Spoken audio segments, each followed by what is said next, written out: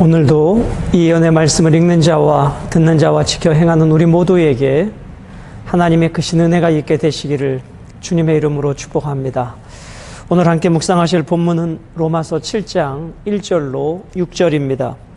오늘 본문의 핵심 주제는 그리스도인은 예수 그리스도의 신부라는 것입니다. 사람은 결혼을 통해서 삶의 커다란 변화를 경험하게 되어집니다. 그러므로 결혼은 인생의 큰 전환점이 되어지는 것이죠. 이것을 영적인 원리로 적용해 보면 우리가 전에는 율법에 속한 자였으나 이제는 결혼을 통해 그리스도께 속한 자들이 되었다는 것입니다. 그러므로 그리스도인은 이제 율법의 신부가 아니라 예수 그리스도의 신부가 된 것입니다. 아내가 남편을 사랑하고 존경하듯 우리는 그리스도를 향한 사랑으로 그리스도의 기쁨된 삶을 살아가야 하는 것입니다. 오늘 특별히 로마서 7장 이 본문의 말씀은 우리가 율법 신부에서 복음의 신부로 예수 그리스도의 신부로 어떻게 변화되어 갔는지 그 과정을 그 내용을 잘 설명해 주고 있습니다. 오늘 이 말씀을 통해서 우리 모두에게 귀한 은혜가 있기를 원합니다. 자, 우리가 오늘 로마서 7장을 보실 텐데 우리가 6장을 통해서 우리는 죄의 지배 아래 있었던 존재였지요. 그런데 그리스도의 죽음에 우리가 참여하는 그 과정, 그것이 세례였죠. 세례를 통해 그리스도의 죽음에 참여함으로써 우리는 죄에 대하여는 죽고 하나님께 대하여 사는 자가 되었습니다. 오늘 7장도 그 연장선상에서 우리는 세례를 통해 그리스도의 죽음에 참여함으로써 율법에 대하여 죽고 복음에 대하여 살게 하심입니다. 그러므로 우리가 율법에 대하여 죽고 죄에 대하여 죽고 은혜로 사는 존재가 된 이 모든 것은 예수님의 십자가 사건, 예수님의 십자가의 은혜를 통한 하나님의 놀라운 사랑이었음을 우리는 보게 되어지는 것입니다. 다시 이 부분을 이렇게 한번 정리를 해볼까요? 우리는 예수님의 은혜로 하나님의 자녀가 되었습니다. 하나님의 자녀는 죄 아래 있지 않습니다. 하나님의 자녀는 율법 아래 있지 않습니다. 하나님의 자녀는 오직 은혜 아래 있습니다. 우리가 전에는 율법 신랑이었습니다. 그러나 이제는 예수님의 그 십자가를 통해서 그것을 믿는 믿음으로 이제는 복음 신랑, 복음 신부, 예수 그리스도의 신부로 변화되었다는 것입니다. 자, 이 부분을 기억하시면서 1절 율법의 효력에 대하여 우리 한번 묵상합니다. 형제들아, 내가 법 아는 자들에게 말하노니. 법 아는 자들, 이 법 아는 자들은 모세의 율법을 아는 자들을 의미하죠. 자, 구약 성경을 잘 알고 있는 유대인들이 해당이 되기도 하고 그 유대인들의 영향을 받은 이방인들도 해당이 되어집니다. 그러므로 형제들아, 내가 그 모세의 법, 율법을 아는 자들에게 말하노니 너희는 그 법이 사람이 살 동안만 그를 주관하는 줄 알지 못하느냐. 여러분, 모세의 율법뿐만 아니라 이 땅의 모든 법은 그 사람이 살아있는 동안에만 적용되어지죠. 그런데 그 사람이 죽게 되면 법의 적용, 효력, 통제, 지배, 모든 법적 구속력에서 벗어나게 되어진다는 것입니다.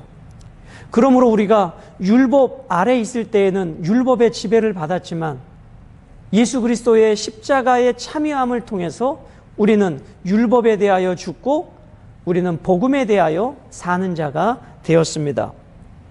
자, 이것을 부부관계를 통해서 예를 들어 설명하고 있습니다. 2절 남편 있는 여인이 그 남편 생전에는 법으로 그에게 매인바되나. 자, 이제 부부관계에서 남편과 아내가 있습니다. 이 아내는 남편의 생전에는 남편에게 매인바되지요.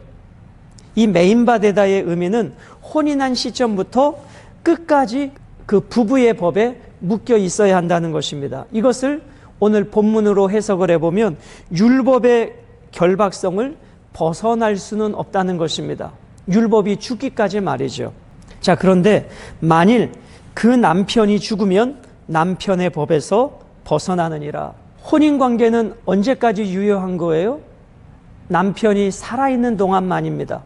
즉 남편이 죽으면 그 아내는 다른 사람에게 시집을 갈 수 있는 것이죠. 그런데 남편이 살아있는 동안에 다른 사람에게로 간다면 그것은 간음하게 되어지는 것이다. 그러나 남편이 죽으면 이 법에서 해방되어지는 것이다. 그래서 3절은 이렇게 말씀합니다. 그러므로 만일 그 남편 생전에 다른 남자에게 가면 음녀라. 그러나 만일 남편이 죽으면 그 법에서 자유롭게 되나니 다른 남자에게 갈지라도 음녀가 되지 아니하니라. 이것이 율법의 구속의 한계였습니다. 율법은 예수 그리스도께서 오시기 전까지 그 율법의 역할이 있었던 것이죠. 그런데 그 예수 그리스도께서 오심을 통해서 율법의 효력은 더 이상 구속력은 사람들에게 없는 것입니다. 그래서 우리는 그 율법의 신부에서 이제는 그 율법이 그리스도와 함께 우리가 죽음을 통해서 우리는 예수 그리스도를 신부로 삼는 존재가 되었다는 것입니다. 그러므로 우리가 은혜에 들어가기 위해서는 반드시 그 전제 조건이 있는데 율법에 대하여 죽어야 합니다. 무엇을 통해서 죽습니까? 예수 그리스도의 십자가를 믿는 그 믿음을 통해서. 그래서 주님이 십자가에 죽으실 때 우리는 함께 죽은 자가 되었다. 예수님의 몸이 십자가에 달려 죽으실 때 우리도 그리스도와 합하여 죽은 바 되었다. 이것을 세례라 말씀하고 있는 것입니다. 그러므로 우리가 율법에서 벗어나는 길은, 아내가 남편으로부터 벗어나는 유일한 길은 그 남편이 죽음으로써 가능합니다. 우리가 율법에서 벗어날 수 있는 유일한 길은 율법이 죽어야 합니다. 율법은 그리스도가 오심을 통해서 죽음을 맞이하게 되었던 것입니다. 그러므로 그리스도를 통해 죽음으로써 이제는 우리는 율법에서 자유로워져서 그리스도께 속한 자가 되었습니다. 자, 그러면 우리 성도들이 죽음으로써 율법에서 벗어난다. 그럼 우리 육체가 죽는다. 그런 의미가 아니죠. 오늘 여기 말씀해 보면 누가 죽는가? 4절에 보면 그러므로 내 형제들아 너희도 그리스도의 몸으로 말미암아 율법에 대하여 죽임을 당했다. 누가 죽으셨는가? 그리스도의 몸이 죽으셨다는 것입니다. 그러므로 그리스도의 몸이 죽으실 때 우리는 영적으로 그리스도의 죽음에 합하여 함께 죽은 자가 되었다. 즉 예수 그리스도께서 하나님의 택한 백성의 모든 죄악을 십자가에서 짊어지고 돌아가시면서 우리는 그분을 나의 주 나의 하나님으로 고백하는 과정 속에서 그리스도와 합한 놀라운 역사가 이루어지게 된다는 것입니다. 4절 그러므로 내 형제들아 너희도 그리스도의 몸으로 말미암아. 그리스도의 몸은 십자가의 사건을 말씀하고 있죠. 율법에 대하여 죽임을 당하였으니 예수님이 십자가에서 율법을 완성하셨습니다. 율법의 요구를 다 완성해 주셨습니다. 그리고 여러분과 저는 그리스도를 믿는 그 믿음을 통해서 십자가에 그리스도와 함께 죽은 자가 되었습니다. 그 목적은 무엇인가? 이는 다르니 곧 죽은 자 가운데서 살아나신 이에게 가서 우리가 하나님을 위하여 열매를 맺게 하려 함이라. 우리가 예수 그리스도를 통해서 새로운 생명을 얻게 되고 하나님께로 가서 하나님의 영광을 위한 삶을 살기 위하여 우리는 그리스도와 합한 자가 되었다는 것입니다. 자, 5절 우리가 육신에 있을 때에는 율법으로 말미암는 죄의 정욕이 우리 지체 중에 역사하여 우리로 사망을 위하여 열매를 맺게 하였더니, 우리가 그리스도를 믿기 전, 그리스도를 알기 전, 즉 율법 아래 있을 때, 율법의 구속력 아래 있을 때에 그 율법의 기능은 무엇이었습니까? 우리가 얼마나 더럽고 추한 죄인인가를 드러내는 일이 율법의 역할이었습니다. 그러므로 우리가 율법 앞에 설 때는 너무나 우리 안에 있는 죄가 드러나서 주눅든 사람처럼 살 수가 없는 존재인 것이지요. 소망이 없었던 것이죠. 그런데 예수 그리스도께서 오셔서, 이 복음 신랑 되신 예수님이 오셔서 그 율법의 요구를 다 십자가에서 이루어 주셨습니다. 그리고 우리를 살려주시고 자유케 해주셨습니다. 자, 6절에 이제는 우리가 얽매였던 것에 대하여 죽었으므로 얽매였던 것에 대하여 죽었다.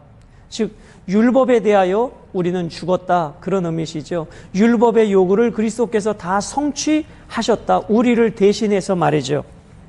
그래서 우리는 율법에서 벗어났으니 이러므로 우리가 영의 새로운 것으로 섬길 것이다. 여기서 영은 성령님을 의미합니다.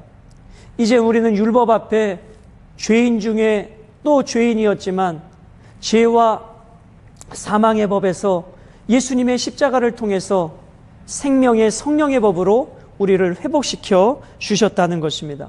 그러므로 우리는 율법의 조문에 갇혀 사는 자가 아니라 이제는 우리를 위하여 십자가에 죽으시고 우리를 하나님의 잡아주신 자녀로 삼아주신 하나님의 영광을 위하여 우리는 살아야 하는 것입니다. 그러므로 이제 여러분과 저는 율법에서 해방되고 예수 그리스도께 속한 사람이 되었습니다. 자, 이것은 우리의 신분의 변화입니다. 이제 우리는 율법에 속한 자가 아니라 그리스도께 속한 자가 되었습니다.